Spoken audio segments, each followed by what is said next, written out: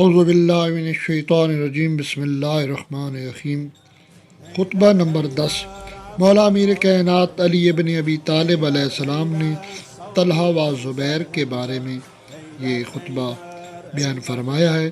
شیطان نے اپنے گروہ کو جمع کر لیا ہے اور اپنے سوار و پیادہ سمیٹ لیے ہیں۔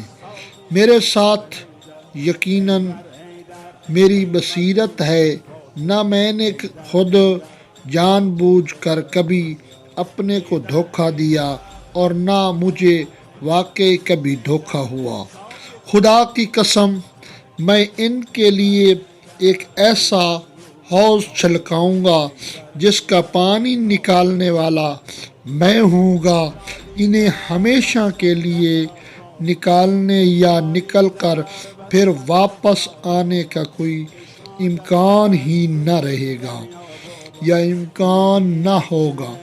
مطلب مولا امیر کائنات علی ابن ابی طالب علیہ السلام ان دونوں کے بارے میں فرما رہے ہیں کہ میں ان کے لیے ایسے اسباب پیدا کر دوں گا کہ یہ پھر واپس آنا ان کے لیے محال ہو جائے گا۔ اصل میں یہ ظاہری طور پر تو خود کو مسلمان سمجھتے تھے یا محبان اہل بیت سمجھتے تھے، دراصل یہ دونوں محبان اہل بیت نہیں تھے، یہ فقط مسلمانوں کو دھوکہ دینے والے ہی تھے۔